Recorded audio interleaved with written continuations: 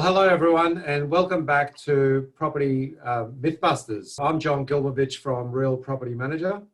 And I'm Ken from Avvora Finance. And I'm Debra from the Property Frontline. You're with Property Mythbusters. We're here to bust myths and misconceptions about the property space. And for the next 10 or so minutes, we'll be discussing the myth that new property is better than existing property. Now, this is a real pivot point for me. I see so much bad activity from the industry on this part. So I'm going to get started first. In relation to clarifying what I mean by new property, we're talking about anything off the plan. In particular, for me, what I see a lot is people being heavily sold into these types of things. So it's house and land packages out in the middle of nowhere on tiny blocks of land, usually built poorly with really poor quality materials. And so when I talk about existing property, I'm talking about this kind of thing.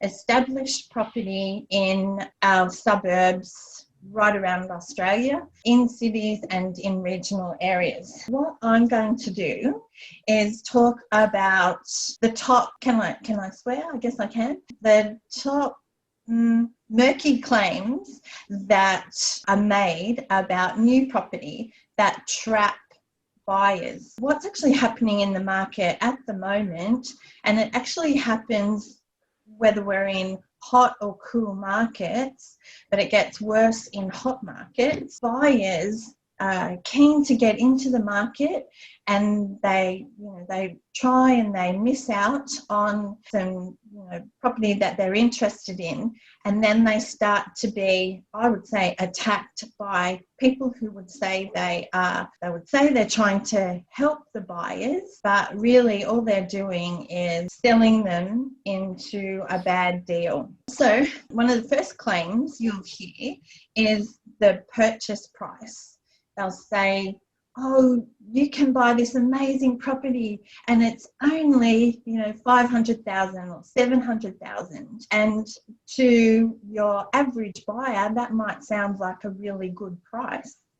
But what you need to do is make sure that you compare where the location of the property is, you compare what else you can get for that money. Because I guarantee you will be paying a premium for brand new property.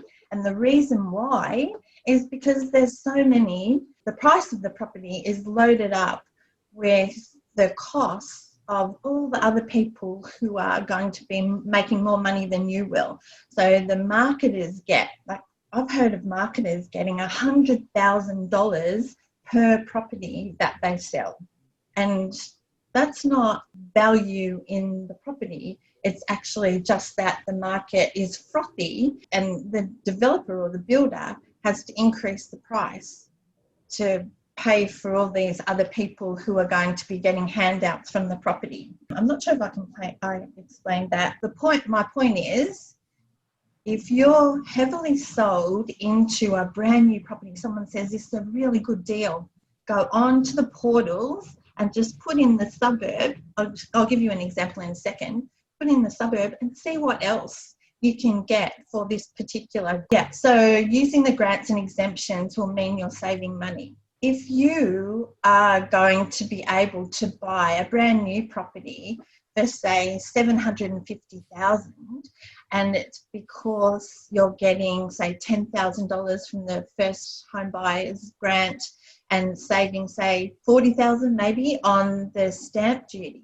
If you can buy a better property, like in the next suburb next door, is $600,000. Why would you pay $750 because you think you're getting like these handouts when you're getting a better value property for $600,000 that you can do more with? If you buy one of these brand new properties, even if it's off the plan in one of those mass-produced unit blocks, or it's house and land where you're buying on this postage stamp, you'll never be able to do anything with it.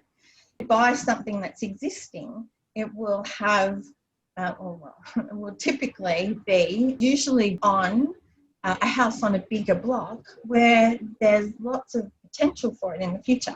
Anyway, try and stop the lecture. Yeah, so this is one of the really big marketing points that the spruikers use when they're trying to trick you into buying something that's bad. They'll say that you can use depreciation to put money in your pocket. But the truth is that if you lose your job or your circumstances change, I would expect you wouldn't be able to afford to keep the property because you wouldn't. Is this a difference between positive and negative gearing, Deborah? Is that kind of like where you're kind of... Yeah. Yeah. I don't want to go into the positive and negative gearing. I want to actually, because I think that confuses people. But yeah. Sure.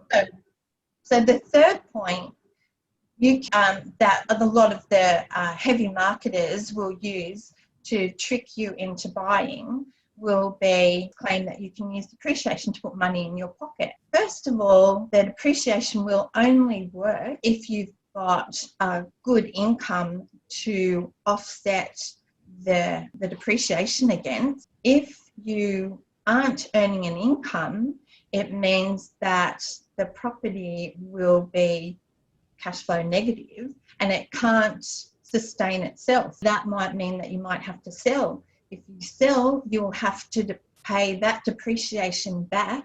That's something they don't tell you. And you won't be selling in the same market. It means that while the house next door, if it's still brand new, it might be still worth or might be still selling for $750. But your house is no longer new. You're now in a completely different market and your house might only now worth $500,000. It drives me insane because I see this happen so often. Right, the next thing that you'll be told is that you'll get this amazing capital gain. And if you're lucky, the flogger will be conservative and say, you'll get a 5% capital gain, but I'll guarantee it. So that if you are forced to sell, we'll buy it back at XX price. But you'll find in those promises that in your contract, there's so many caveats that it's impossible for them to ever be forced to buy back your property. It's a real trap. Here I want to show you exactly why those properties won't ever achieve what the floggers are saying. At the moment, there's some big companies who are flogging property in this place called Amesbury. Have either of you come across... Deborah, you mean the suburb of Amesbury? Yeah. I've never heard of it or stepped foot on it, no. Okay, this is a suburb in Victoria and this is it here. So they're selling all these brand new house and land packages. So how far is it from the Melbourne CBD? Only 40 minutes from Melbourne CBD at the moment. It's got so much green space around it that there's no way property in this area is ever going to see capital gain probably in our lifetime. And this is the way a lot of the developers make their money. They price these packages to make it sort of similar to area that's closer in, where there is demand and where there will be capital growth. Anyway, capital growth is a real result of the demand-supply equation. If you're being marketed into a property in a field, just wait. Like, come in closer and you can probably buy two closer in that are better. Anyway, now John's about to probably arm wrestle me with this one. One of the other key points that you'll be told about these new property opportunities is that it will attract a better tenant who will pay more rent. Well, not if there's no jobs, not if there's no tenants around. And the other point about this is that the rental guarantees. So because a lot of buyers will say, well, how will I get a tenant? The floggers will say, we'll give you a rental guarantee to ensure you won't be out of pocket. Once again, read the contract, because there'll be lots of caveats in there. And one big one will be that to ensure that your rental guarantee stays in place, you have to use the company that is selling you the property, or you have to use the developer's property management group. And the property management group will charge you a lot more than an independent property manager. And what I tell people is, if you hear someone say to you that they'll give you a rental guarantee, turn around and walk in the other direction, because good property doesn't require a rental guarantee. You'll have evidence of good vacancies and good demand in that suburb. So there's, no data, go away. And my final point, new properties, this is what the floggers will say, new properties require less maintenance.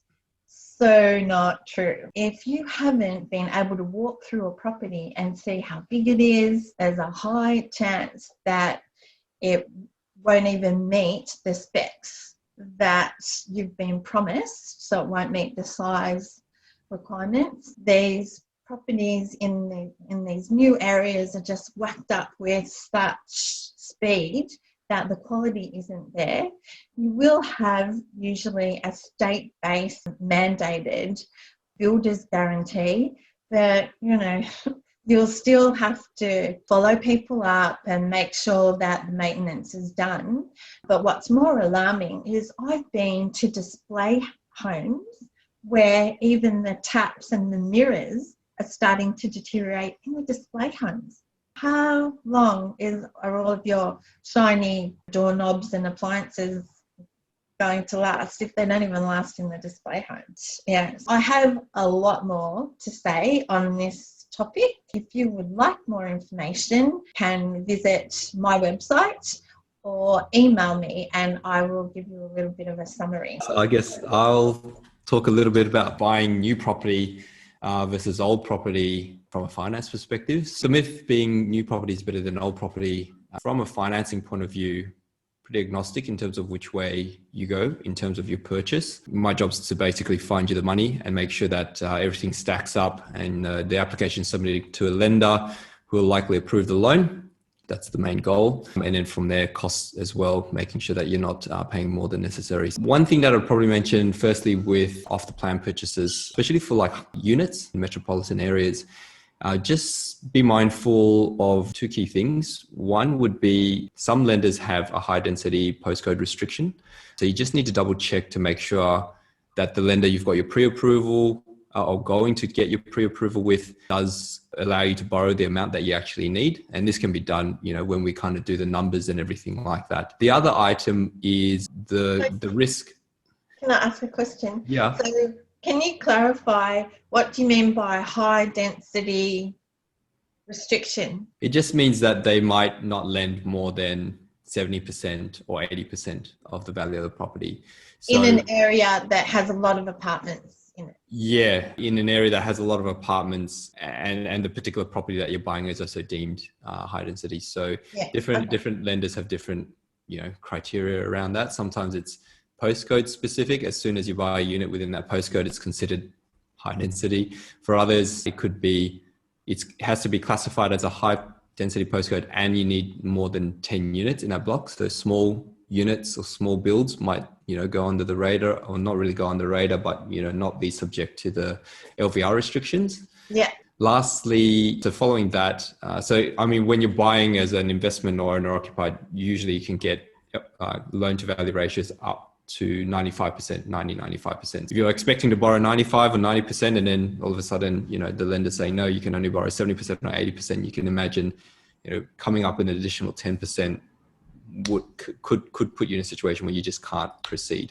So the other thing would be you're borrowing, when you're buying an off the plan property that's not due to be built like a year or 2 years out, you can't get pre-approval for that long. So what you would really want to do is not be pushing boundaries in terms of, having the minimum savings or having a borrowing capacity that just scrapes by, because what will need to happen is basically you'd need to wait until the building is constructed, and then about pre-approvals last for about 3 months. So, within that 2-3 month period of when it's due to be complete and ready for settlement, you're going to need to get your pre-approval sorted. So that means you actually won't know, because 1 or 2 years is quite a long time, in the finance space in terms of lending and everything like that. You can see, significant changes in the supply of credit, how easy it is to get funds. Right now, borrowing capacities are quite high because interest rates, the way they are being historically at a historically low level, could mean those things change. So interest rates could increase over the next 1 to 2 years. Lenders might become way too risk adverse and decide to reel back their risk appetite, which will start to tighten up lending, which could make it harder to get a loan. So there's these things that are moving in the background. You won't know what it could. There's usually three outcomes I usually say when there's uncertainty like this. One would be it could go in your favor, it could go against you, or it could just stay the same. In this particular case, that's something to consider as well. But it also does give you a length of time to save up a deposit, and you can kind of forecast those things out as well. So it does depend on what your financial position is, what your strengths and weaknesses are, which is basically what I would run through in a fact find meeting, just to work out what your goals are, what your strengths in your financial position are, and then kind of proceed from there. The other thing would be, if you're buying a house and land package, you'll need to consider your loan splits. So, fixed rates are looking quite attractive because they're significantly cheaper than variable rates at the moment, anywhere between, almost like 0.5%, but not exactly. But, it can sway you to kind of want to fix your rates. If you're buying a house and land package, one thing you'll need to make sure is that the lender does offer a construction loan feature. Not all lenders do it. And the other thing is, you may need to have set aside part of that as a variable component to facilitate the construction loan. Not a lot of, I think there's only a handful, and by handful I mean like maybe 1 or 2 lenders who does do a fixed rate construction loan, but you're kind of going against the grain there, so to speak. You'll have more lenders available at the variable rates. And even then, because you are doing a construction loan, not all lenders offer that. So you might find you're limited by the number of lenders that you can go to for that particular thing. And you'll also have to do that loan split with a variable rate. So, yeah. And what actually happens when people are on that conveyor belt of buying the house and land packages is the floggers will say, we can get the finance for you, but it'll be at a rate that is higher than what you could probably do. May not be competitive. I think from the way I see it, usually if you go to one lender, you're stuck within the rates that they give and their credit policy. But if you have more options, usually that gives you a better chance of securing the loan that you need. But also as a contingent plan, you've got other lenders. If your primary lender falls over for whatever reason, usually if you go through a broker, we should be able to identify any issues at all, knock out the lenders who are questioning your income because you're a contractor, or you stop work for an X amount of time, or there's maternity leave, or you're going to be on maternity leave, like all those things that kind of come up. Usually, I'll do the preliminary research before we submit an application, just to knock those lenders out. And then we're just talking to the lenders who are, open to the idea of approving a loan given that circumstances. So those are some of the things to consider. I won't talk too much about the old property because they're pretty standard, so to speak, in terms of your purchasing. There's still things to look out for, like if there's carriageways or the property specifically itself, whether it's near power lines and things like that. But that's probably outside the scope of this particular comparison between new and old. So that's basically everything from a finance perspective. John, what's your take on this topic from a property manager perspective? That's interesting to hear all that. I think that the general consensus with the tenants in the marketplace, and especially so, there's been kind of a bit of a flip in, or I guess the access to newer apartments for tenants during COVID because of the rental price drops. Look, we know there's been a lot of construction of new properties in the Sydney metro areas. They have become very, very popular. Let's just say that from both investors and in particular tenants favouring the newer properties over the established. Let's go into some of the reasons for that in the slide share here. So old apartments versus the new. A few points I've jotted down there. Well, new apartment, number one, new apartments are in fact very popular with tenants. The price point, and that's become even more so prominent because the prices of rents have really dropped in that sector, and there has been discounts anywhere between 10, 15, and in some cases 20 to 30% in particular suburbs and city fringes and the CBD itself, where if you're going out to the marketplace as a tenant and you're comparing the old with the new, if you can get a brand new apartment with all the facilities, all the mod cons, if you like, at 20 to 30% off, that basically brings down the rental price per week in comparison to the older properties, the choice is very clear. Those tenants living in the older apartments have upgraded, and I've seen that happen. They've basically moved out. Thank you very much, Mr. Landlord, for the last few years, and we've been very, very happy in this older style place with no air conditioning, no dishwasher, and in some cases no built-in wardrobes and no parking spaces. And all of a sudden, this whole new market has just opened up for them where they can grab an apartment pretty much competition free because we're still in the high vacancy rate.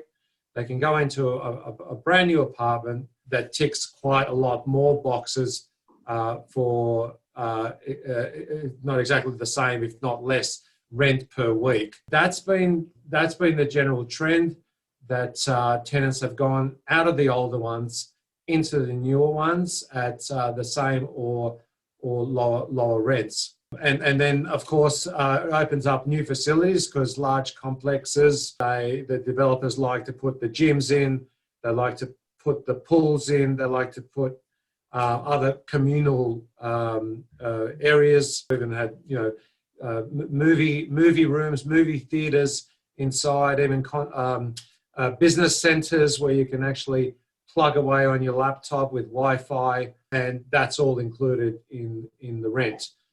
I have to say that yes, there is generally a great appeal for new, but of course, on the flip side, not everybody's going to appeal to the brand new generic kind of high-rise apartments. They do and love and continue to love character apartments, but only if a lot more boxes are ticked in those older apartments. For example, they've got the built-ins, they've got the dishwasher. So here's kind of like a typical older style, sort of Art Deco.